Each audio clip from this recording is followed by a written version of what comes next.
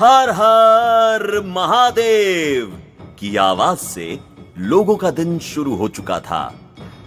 आज की सुबह बहुत ही खूबसूरत थी, क्योंकि सुबह बनारस की थी। गंगा घाट के किनारे की हल्की हल्की ठंडी हवा मन में जैसे कोई जादू घोल रही थी। गंगा किनारे नहाते साधु अपनी जटाओं से गंगा को पवित्र कर रहे थे। बनारस शास्त्रीय संगीत का भी एक प्रमुख केंद्र है। यहां के घाटों पर अक्सर शहनाई या तबले की धुन सुनाई देती है। उस्ताद बिस्मिल्लाह खां की धरती पर कुछ लोग गंगा किनारे बैठे शहनाई बजा रहे थे। रोज की तरह घाटों पर लाखों श्रद्धालु गंगा आरती देखने के लिए इकट्ठा हुए थे। गंगा का पानी भी उसी शहनाई की धुन पर सवार होकर बार बार किनारे को आता। बनारस का संगीत बनारस की धड़कन की तरह है। बनारस के इन्हीं किसी गलियों से गर्मा गर्म सब्जी की खुशबू आ रही थी। उस कचौड़ी की दुकान में भीड़ इस कदर थी मानो कचौड़ी फ्री में बट रही हो, या उसको खाते ही स्वर्ग की सीढ़ियां मिल जाएंगी। जो भी था, लोग खा रहे थे। सावलों के साथ साथ इस भीड़ में गोरे भी लाइन में लगे हुए थे। फूड व्लॉगर्स भी कचौड़ियों को अपने कैमरे में कैद करने के लिए उतने ही उतावले हो रहे थे। एक फॉरेनर टूरिस्ट भी बनारस के इस रस को चखने के लिए हाथों में पैसे लिए खड़ा था। भीड़ इतनी थी कि दुकानदार अपने दोनों हाथों से प्लेट्स लगा रहा था। सुबह का समय था। दुकान के सामने खड़े होकर लोग हाथों में पत्ते लेकर खा रहे थे। उस फॉरेनर ने भी पत्ते की बनी कटोरी में 2 जलेबियां ली और जलेबी के रस में गोते लगाने लगा। उसके चेहरे का रिएक्शन ऐसा था मानो इससे अच्छी चीज उसने कभी खाई ही ना हो। खाते खाते ही उसने दुकानदार को 1 प्लेट और का इशारा भी कर दिया था। एक फॉरेनर को इतने शौक के साथ जलेबी खाते हुए लोग पहली बार देख रहे थे। मगर ये बनारस है भैया, यहां की तो बात भी मीठी है। जैसे ही वो फॉरेनर दूसरी प्लेट के लिए दुकान की तरफ बढ़ा, अचानक वो मुंह के बल गिर पड़ा। भीड़ इतनी थी कि शायद उसका पैर कहीं फंस गया होगा। खा रहे लोग देखते ही उसको उठाने के लिए दौड़े। गोरा रंग, blue half pant, black T shirt, 6 feet का आदमी नीचे गिरा पड़ा था। लोगों ने मिलकर उसको उठाया। उसकी आंखें बंद थी, जैसे कि वो सो रहा हो। लाख उठाने के बाद भी वो उठ नहीं रहा था। भीड़ में से ही किसी एक आदमी ने उसके पल्स को चेक किया। अचानक से उसके चेहरे की रौनक गायब हो गई। पता नहीं वो क्या समझ गया था। दुकान में अजीब सी शांति छा गई। लोगों ने चौराहे पर खड़ी पुलिस की गाड़ी को तुरंत वहां पर बुलाया और सारा माजरा बताया। पुलिस ने उसको अपनी गाड़ी में डाला और ले गए। अचानक से चौक का माहौल शांत हो गया। पुलिस की गाड़ियों की सायरन लोगों के शोर को अपने साथ ले जा रही थी। बनारस की संकरी गलियों में सायरन की तेज आवाजें गूंजने लगी, जैसे वो शहर की नींद तोड़ रही हो। गलियों में लोग अपने अपने दरवाजे से बाहर झांकने लगे। हर चेहरा उस पुलिस की गाड़ी को गली के अंतिम छोर तक छोड़ आ रहा था। शहर की वो शांति जिसे गंगा की लहरों और मंदिरों के घंटों से गूंजने वाले शहर में हर रोज महसूस किया जाता था, आज जैसे किसी ने छीन ली। फॉरेनर की बात शहर में शांति की तरह फैल गई थी। बनारस, जो अपने आध्यात्मिक और शांतिपूर्ण माहौल के लिए जाना जाता था, आज एक अलग ही रूप में नजर आ रहा था। कुछ ही घंटों पहले तक जो शहर अपने ही रस में डूबा था, अचानक इस घटना ने सब कुछ नीरस कर दिया था। अब वो अफरा तफरी रुक गई थी। लोग एक दूसरे से फुसफुसाकर पूछ रहे थे, क्या हुआ? किसकी मौत हुई? कहीं कोई बड़ी घटना तो नहीं हो गई?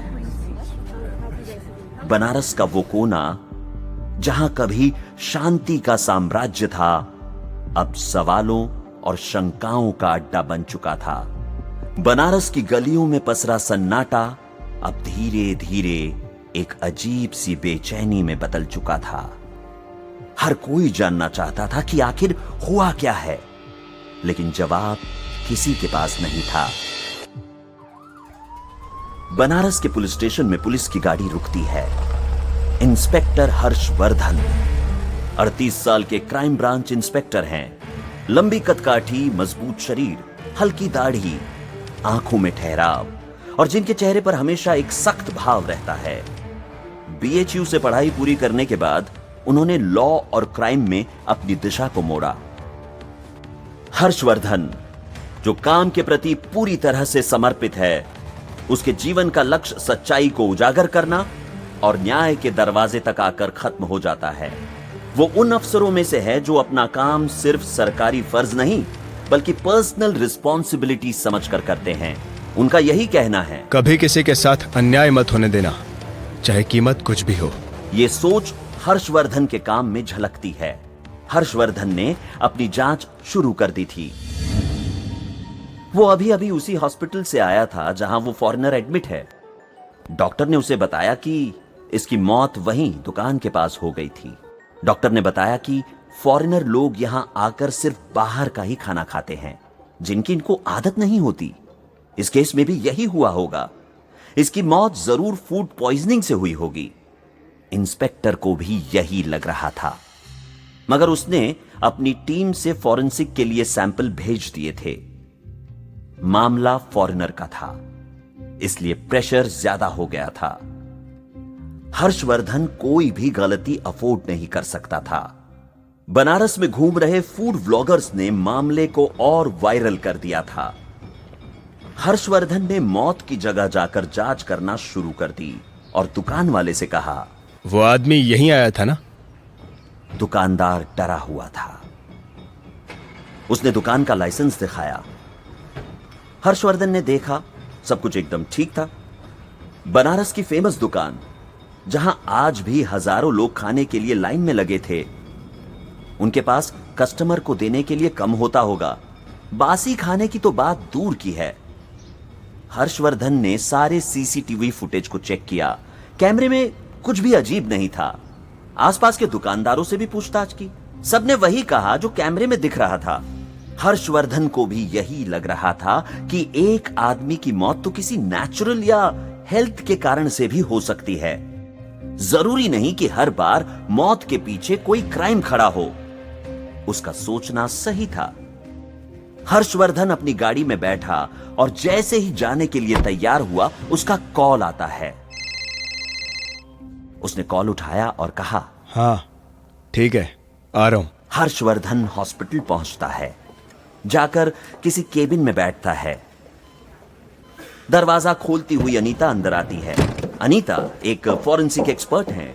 दिल्ली से बनारस आए हुए उसे कुछ 3 साल हुए हैं। हर्षवर्धन अनीता से पहले भी कई केस में मिल चुका है। अनीता के काम का परफेक्शन ही उसको परफेक्ट बनाता है। इस केस को वही हैंडल कर रही थी। अपने हाथ के ग्लव्स उतारते हुए अनीता ने कहा, सॉरी हर्ष, आपको अर्जेंटली बुलाना पड़ा, बात ही कुछ ऐसी है। हर्षवर्धन एक पुलिस वाला है, उसके लिए कोई राज खुलना अब रोज की बात है। उसने कहा, कोई बात नहीं, ये तो हमारा रोज का काम है, बताइए क्या बात है। अनीता ने अपने ड्रॉर से रिपोर्ट निकाली और हर्षवर्धन के सामने रख दी। हर्षवर्धन ने भी उसे बड़े कैजुअल तरीके से उठाया और पढ़ना शुरू किया। जैसे जैसे वो पढ़ता गया, उसका चेहरा चिंतित सा हो गया। उसने अनीता से सवाल किया, मतलब ये उतना सिंपल नहीं है? अनीता ने उसकी बात का तुरंत जवाब दिया और कहा, नहीं, ये कोई फूड पॉइजनिंग नहीं, इसकी मौत रेयर पॉइजन से हुई है। हर्षवर्धन ने गलत सोचा था। इस मौत के पीछे भी कोई क्राइम खड़ा था।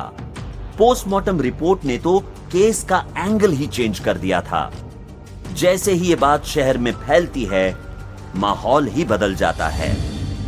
क्या फॉरेनर के खाने में जहर था? उस फॉरेनर को किसने जहर दिया होगा?